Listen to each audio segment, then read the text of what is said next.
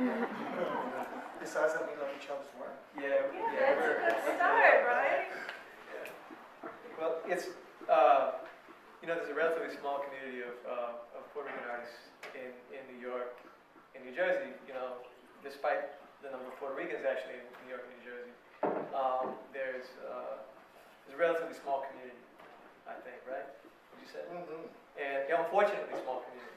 And so I'm always happy to engage with Manuel's work and my other sort of colleagues' work too, because I think generationally speaking, there was a sort of a moment in the 70s and 80s where New Eurekan art and New Eurekan art history has been sort of located, but there has not necessarily been a continued trajectory that extends to like current generations, nor have we, I think, really nurtured the subsequent generations of young Puerto Rican artists, or Latino artists, or artists of color in general. We still have a lot of work to do. So, all these sound effects all the time. But having said that, I mean, that's one of the things that first occurred to me when we were invited to actually talk about our work and talk with each other about our work. And I just wanted to make that comment. Can you answer your question? Like, why do you suppose that's lacking? I think that one of the things that hasn't changed for a long time is that art is I think it's still a sort of a luxury to pursue as a career.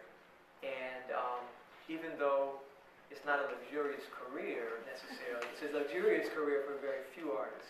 Most artists really struggle to make a career full time out of what you do.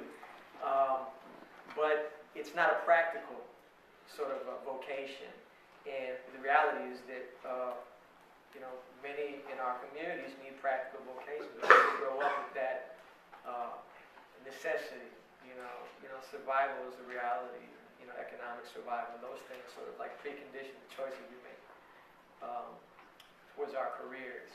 So it's a trap really, because where the art's more integrated into our everyday experience, into our education on the level that we really, I think, could use it, it would change, I think, the way we look at careers across the board, and opportunities across the board.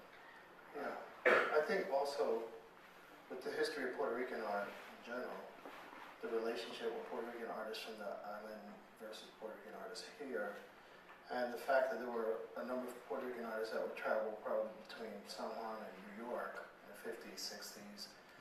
I think there's also this nationalistic sentiment with a lot of the work that was coming out.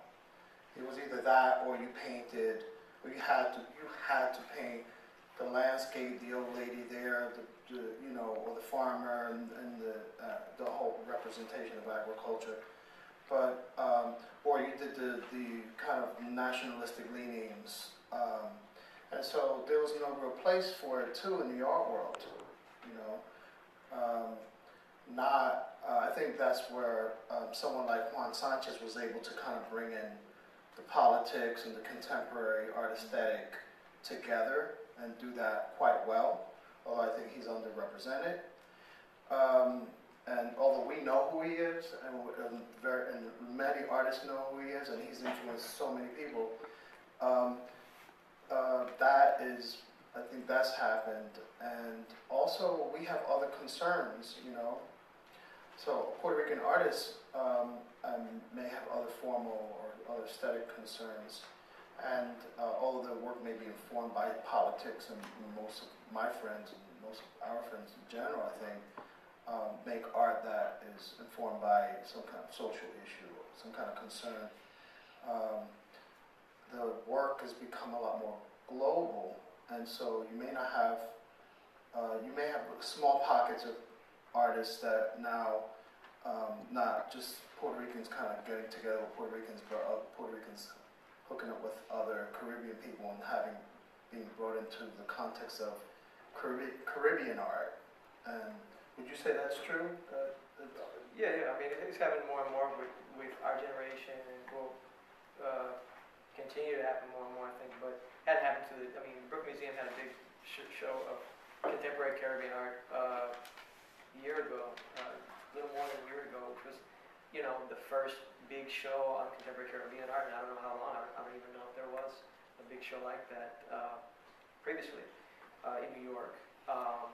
But it's definitely was a, you know, sort of like long overdue.